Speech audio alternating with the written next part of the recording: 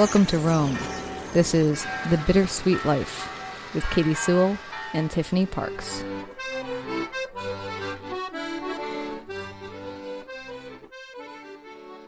Hello, this is The Bittersweet Life. I'm Katie Sewell. Tiffany is away this week, dealing with all of her many things to deal with. And instead, I have a friend of mine here.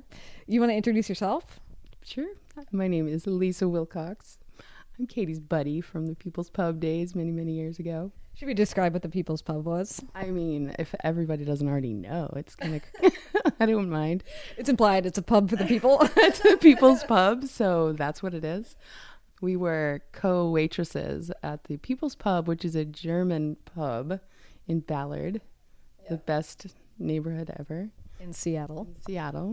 And Katie trained me on the floor. Did I? Yes. I didn't remember. Yeah, you did. And our friend Keith trained me behind the bar. See, I remember you being a bartender. I don't remember you doing the floor very much. Yeah, I did it all. I was a full service employee of the People's Pub. I could run that place, I tell you what. Probably still could. Yeah, that was back in our youth. Was that our youth back then? It feels like it when I think about it now. I was in my 20s when I started. Yeah, I started there in 2000, so I was probably about 23 or 4. How old are you now? I'm 30. I'm 39. I'm 39. Okay. Are you 39? I just turned 40 last week. Did you? Really? Wow. You want to talk about that? Yeah, sure. How's it feel? Exactly the same. It feels like I'm 27, except I get worse hangovers now.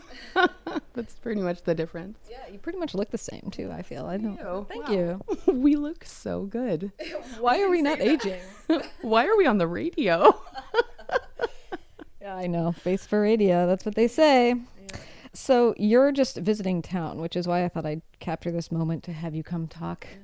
Where are you visiting from these days? I live in Boston now. Yeah, I'm in graduate school at Emerson College. I decided to take a quick whirlwind 5-day trip to Seattle. For your birthday? No, for my friend's wedding. Oh. Yep, there was a wedding on Saturday, but I did parlay it. I made myself a beach blanket bingo party on Thursday to celebrate. Yeah. Well, one of the reasons I thought we should talk is long before I ever went to Rome, I think you were one of the people I knew who had actually gone and lived overseas. Back probably when I thought that was something I would never, ever do in 1,000 years. Well, where did you go? Well, when I first met you, I met you in 2004. I had just moved to Seattle from Norway. So I went to the north of Norway for a little while to be an au pair to my friends. They had twins, and I met the twins when they were like 2 months old. And then their mom at about 6 months old, we were chatting, and I said, oh boy, I'd love to come back and hang out with the kids and hang out with you and your husband. And she was like, really? Is that really true? Or are you just kind of, doing that thing that I do, which is to say things that maybe aren't completely making commitments that I can't keep or something? And she said that she was really itching to get like a summer fun job and not be with the kids all the time. And so she said, come and stay for the summer. So I did. Yeah, it was the north of Norway, the most beautiful place on the planet. How was it taking care of somebody else's kids all day? In another language, it was challenging. Yeah, that's a good question. Did you speak at all the language? I did. I started learning to speak Norwegian in Boston. I was a high-end watch dealer in Boston for a while. What? No. Some people don't know that. Is that why you have a watch tattooed on your arm? That's part of it. It was part of the inspiration, yeah. Which I, funnily enough, just recently showed my boss, who I worked for as a high-end watch dealer. I finally had the courage to show him my tattoo. It was like showing it to my father or something, like, I got a watch tattooed on my arm. He was like, why? And he's like, why didn't you pick a higher end watch than the one you had tattooed on your arm? Why'd you pick that crappy looking one? Why didn't you get a nice watch on your arm?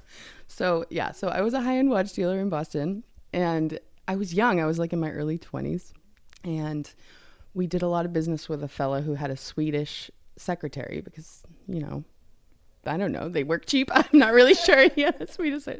No offense to the Swedish people. It's bad enough that I went to Norway and not Sweden. Right. Yeah. So she and I started to become friends. We were both in our 20s, and she had her finger on the pulse of the Scandinavian community.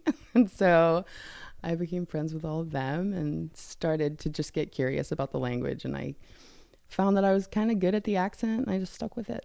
Are you always a person who's good at languages? Was that sort of your thing? It was. I always really liked language and studying language. And I think that we all, have that capacity to be good at language. I think motivation is a huge piece of it. And you're like, oh, really? Tell me more about how everyone's good at language. I think, so I studied linguistics in undergrad. So I really think that there's this inherent ability of your brain to pick up language and patterns. And maybe some people are more visual and maybe some people are more whatever the other thing is. Auditory? Thank you.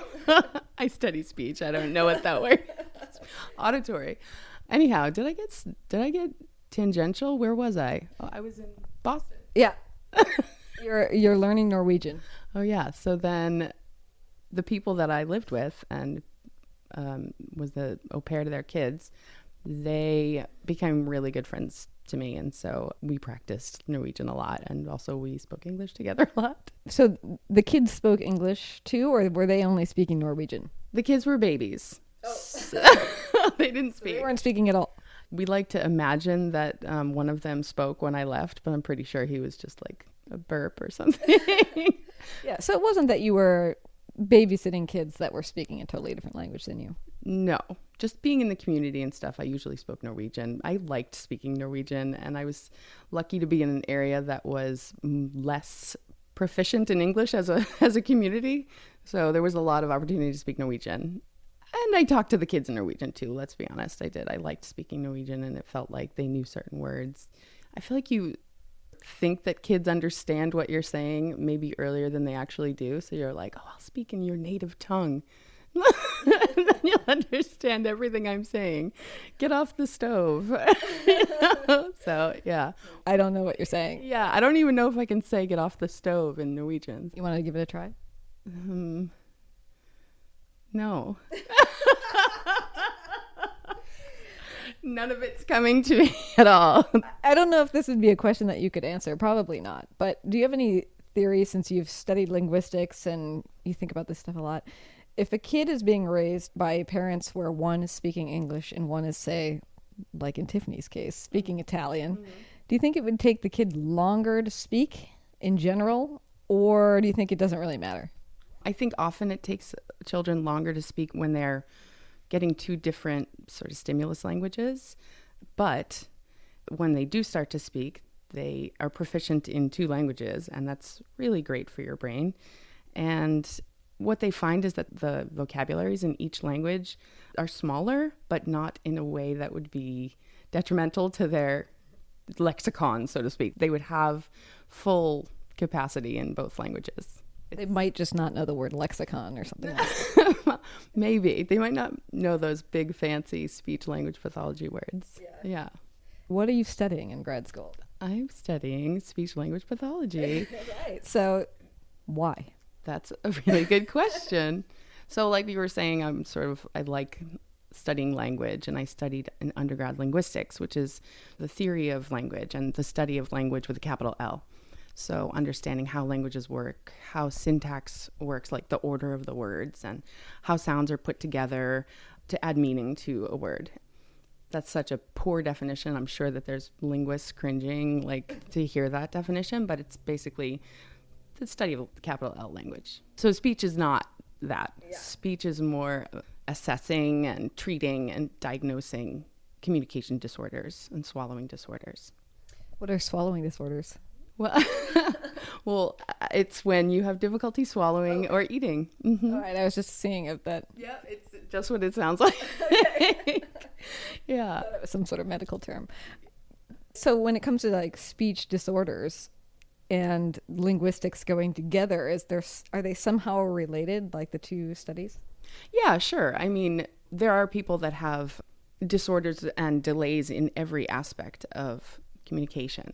So it can be anything from having difficulty creating speech sounds with your articulators, with the parts of your mouth, your voice, and maybe your respiration, or it can be something to do with finding actual words. Like if you're trying to create an utterance, if you're trying to say something and you don't have access to the sort of language center in your brain, that's one aspect of what we do. And so linguistics ties into that. You have to know what language is supposed to be before you can sort of help facilitate language in someone who has difficulty accessing it, or facilitating speech for someone who has difficulty making speech sounds. The study of linguistics still just, maybe it was the way you described it, I don't know. It like raises so many questions, but at the same point, it somehow has paralyzed me from figuring out how to ask you those questions. You know what I mean? Like, thinking about how a language is put together makes me feel like I don't even know how to ask you the questions about how language is put together. Well, I mean, how language is put together is such a broad thing to say. I'm imagining right now the first thing that comes to my mind is, let's see. So linguistics is sort of broken up into components. There's phonetics, which is making sounds, like so making the sound S, like S, right? Just the standalone sound S. So just an S does so much to words, right? So it pluralizes words and it gives a possessive to words, right? So that's two things that it does right off the bat. So if I'm trying to say the cats, right? So that could mean multiple cats, or the cat's dish, right? So that's phonetics, like this. Actually, it's not. It's also morphology. This is a terrible. I graduated in 2009. I forget all of these things. But I'm following your train here. So, okay. So that's also within that S. So like that addition of an S to the word cat, that's called morphology. So that part of the word creating a sort of a meaning to the word. So anything like adding an ED to the end of a word creates a past tense, and adding NESS to the end of a word creates a noun out of an adjective. So that's morphology. So that's another aspect of linguistics. There's phonology, which is the way that different sounds that we find in phonetics change based on the word that they're attached to. So like cats versus dogs. So cats is a voiceless sound. It's just S. You don't vibrate your vocal folds to make it. So it's cats versus dogs. So if you are to touch your throat here, you can see that the S at the end of dogs turns into a Z sound because the preceding sound has a voice. So dogs versus cats. Did that make sense? Yeah. Okay. So that's like a phonology. So the way that sounds change. And phonology can apply to anything from like a tonal language, where if you add a certain tone to a word, it changes the meaning. Like in Chinese, there's tones, and Vietnamese, there's tones to language. So what else is there? Syntax. So like if I were to say, I'm going to Katie's house, that's like a statement. If I want to turn that into a question, how would I do that? I'm going to Katie's house? That's a really great example. Yes. So that would be a prosodic change to a sentence to turn it into a question. So it goes from I'm going to Katie's house with the sort of downturn versus I'm going to Katie's house. There you go. You've just made, like, linguistically, you've just added so much to a statement to just create new meaning, Katie. I'm so impressed. Somehow Katie's house sounds less appealing in the second way. I'm going to Katie's house. Are you sure? Can I go to any other house, really? That's another one, too. So you can add prosody to any part of the sentence to, again, change the meaning again. So, like, I'm going to Katie's house. I'm going to Katie's house? Wait, I'm going to Katie's house? Yeah, and if my house was bigger, it could be like, I'm in Katie's house. I'm in Katie's house? So yeah, so these are all things that linguists have written many papers about, is like that little fun thing, right? What about how so many languages change to have a male or female ending to them? That's so funny that you did. That was a terrible description. So that's called gender. So that's one of the uses of the word gender.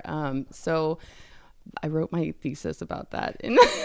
Wow, if you're not preparing, boring subject for most people. So let's see. So Norwegian has 3 genders.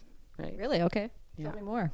In sort of colloquial Norwegian, there's really two genders, but there is a third gender that kind of sticks around for words like book and, I don't know, cow, like those old words have kept their wife, things like that. So what is the third gender, though? It's like non-definable. It's just a thing that applies to books and things. No, that's the feminine. Oh, okay, that's the feminine. The feminine is sort of getting wheedled out. It's mostly neuter and masculine now. It's a man's world, Katie. Jeez, and why was cow feminine? I don't know. I think you think of a cow as a girl, don't you? No, I don't. I think of a cow as a boy and a sheep as a girl. Obviously. Okay. I didn't expect you to say that. I think of a cow as okay. I think of a dog as a boy. A lot of people think of dogs as boys, That's right? true. I do consider dogs boys. Yeah. And cats are girls. But no, cows, think about it. They're dairy cows. That's a good point. They're girls. That's a very good point. I think of the bull as the boy. Right. Yeah. That makes a lot of sense. It's early, and I woke up at 3 a.m. Yes, you did. I'm really surprised that your eyes are open. I'm here. Okay, but they're phasing out the women. Wait a minute. You were sending a really confusing message about Norway. All right, clear it up. Okay. I'm gonna just have you talk. Oh, good. Okay. Go ahead. Well, so I want to just disclaim that I wrote this paper a very long time ago, so it's fuzzy at best. But in Norwegian, there are 3 genders: masculine, feminine, and neuter. So each noun has one of those genders assigned to it. The thing that's really interesting to me about it is that native speakers know what gender everything is, and they don't even think about it. It's like they know to add the component parts to the word. Like we know that when we mean something's plural, you add an S. They know that if I'm talking about this word, that it's a masculine word.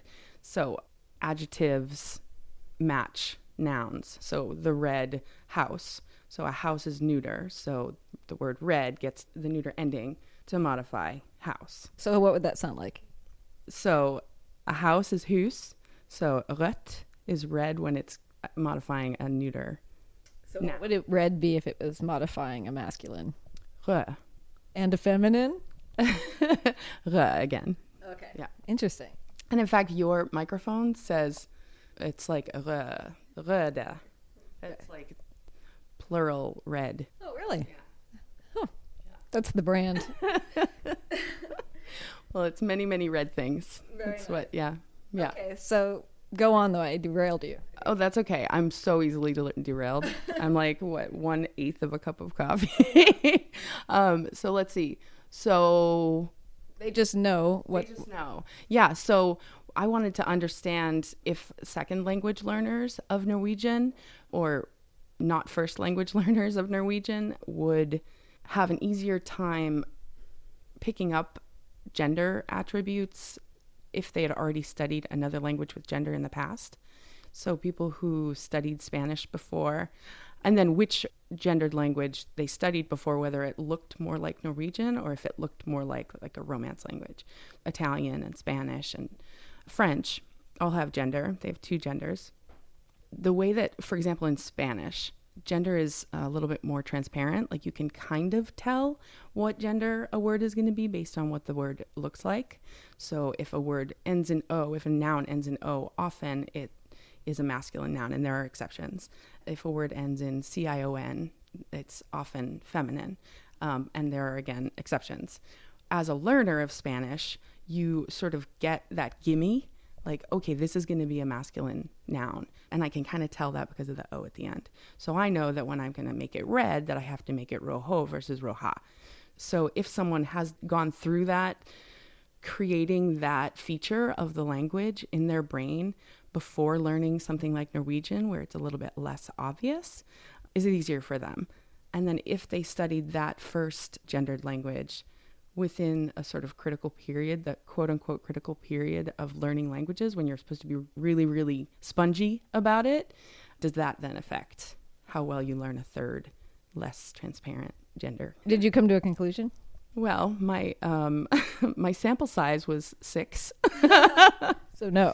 No, but I sure did make it seem like it when I finished the paper. But no, I think the consensus is that having a gender feature in your brains, like a grammar, so to speak. So if your mind thinks of gender as something important to know about in a language, then it remains part of like your learning apparatus. This is such a bad bunch of like, there's linguists like that if they heard me say this right now, and speech pathologists, if they heard me say this stuff, take away her license. Well, she's still in grad school, so for those of you who are picking up pen and paper to write, put it down.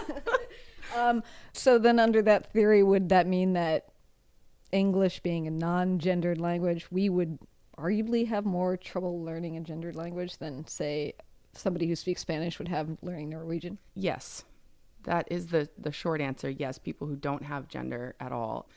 The understanding is that there's a lot more difficulty there.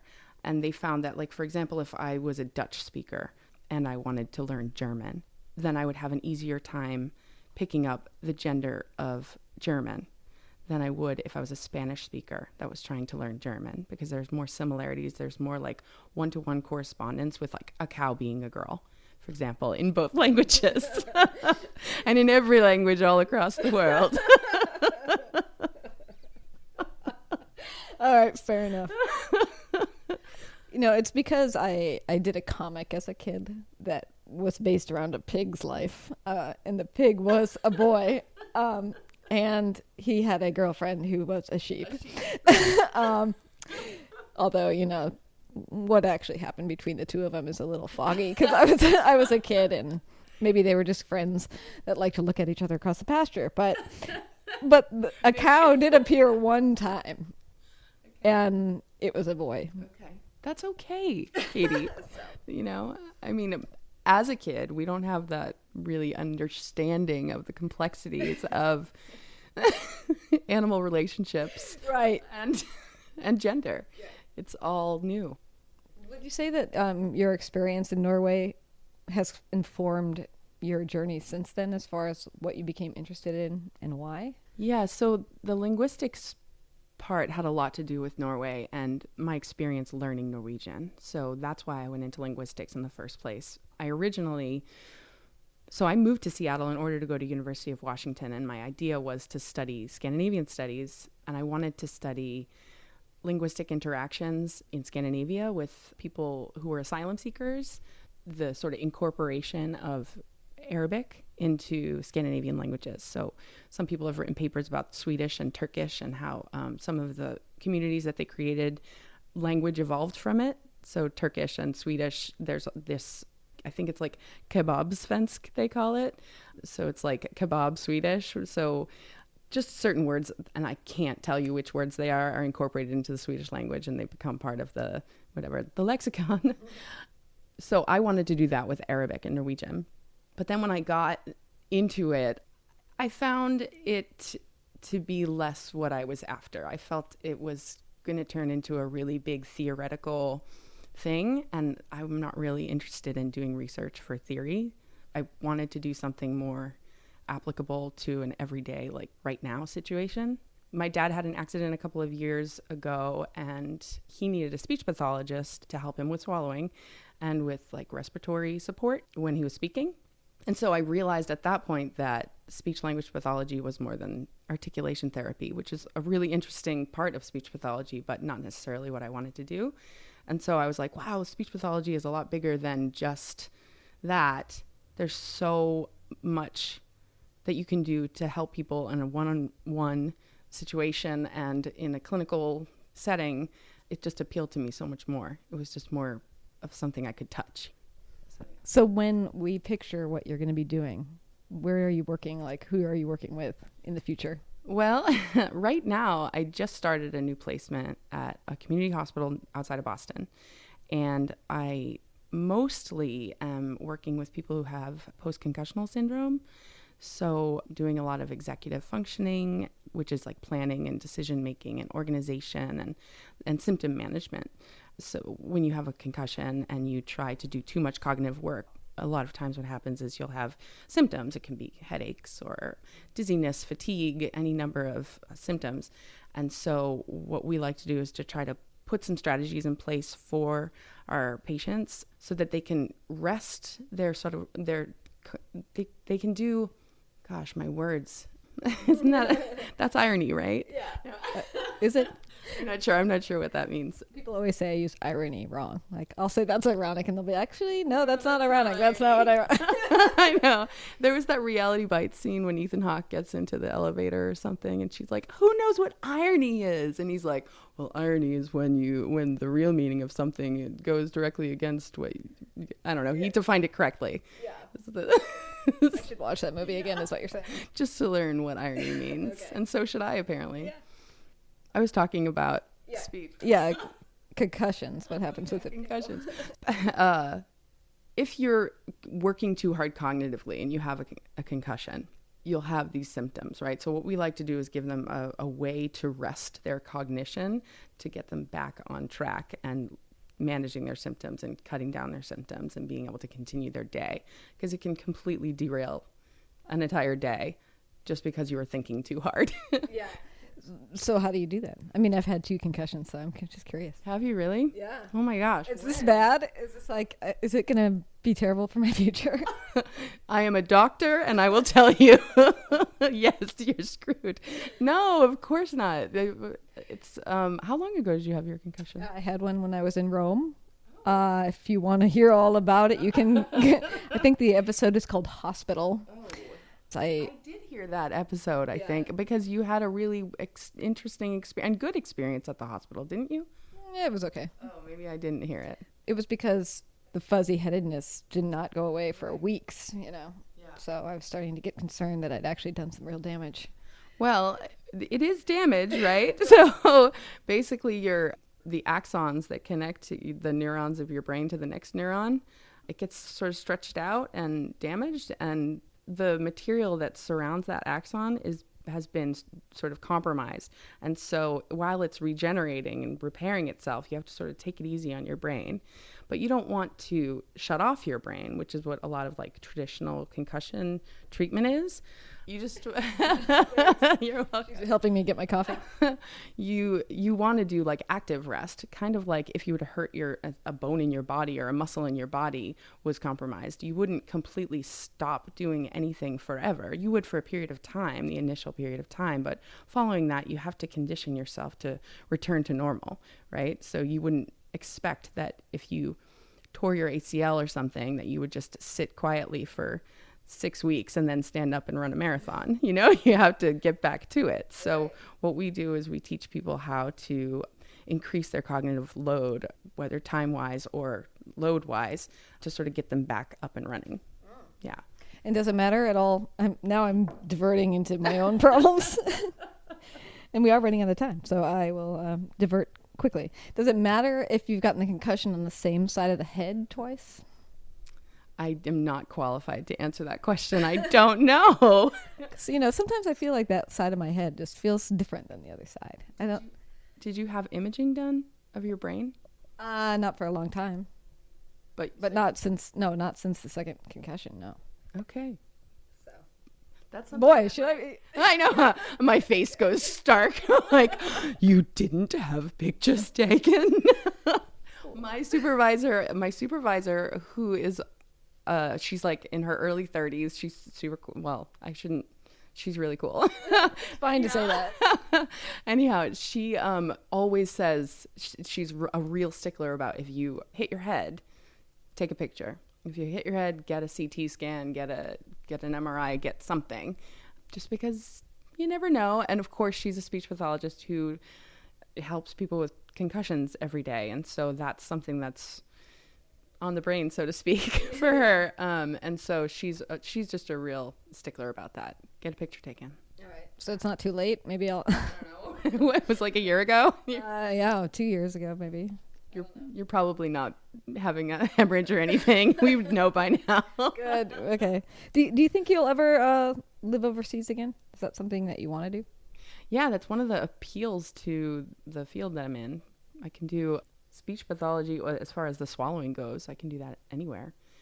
I think about going back to Norway where they'll let me stay for more than 3 months because that's just been the hugest difficulty for so many years. I had a friend, and I still have this friend, who runs it's called Råbua, and it's basically fishermen's housing from the old days, and they've converted it to a really beautiful place to stay, like vacation rentals. And she was like, oh, it would be great for you to come for a year. She travels a lot to South America. It would be great for you to come and be able to run the place, and we'd love to hire you for a year. And we went through all of the immigration stuff, and they just said no. They just wouldn't. There was no reason that I should be doing it and not somebody else. And we went through all the appropriate channels, and I speak the language, and I have a hotel and restaurant experience, and they just didn't think that it was enough. So as a licensed professional, I think I'd have a little easier time getting to spend a year in Norway doing work with the geriatric community or something. Wow. Yeah. Well, we should leave it there. I'm going to go get my brain scanned. I'm going to go look up the definition of linguistics. And irony. And irony. Thank you, Lisa. Thank you, Katie. All right. This is The Bittersweet Life. I'm Katie Sewell. Bye. If you love the show, help spread the word to others by giving us a quick 5-star review wherever you listen. We love reading your comments and compliments. They are like fuel to the work. Thanks for taking the time.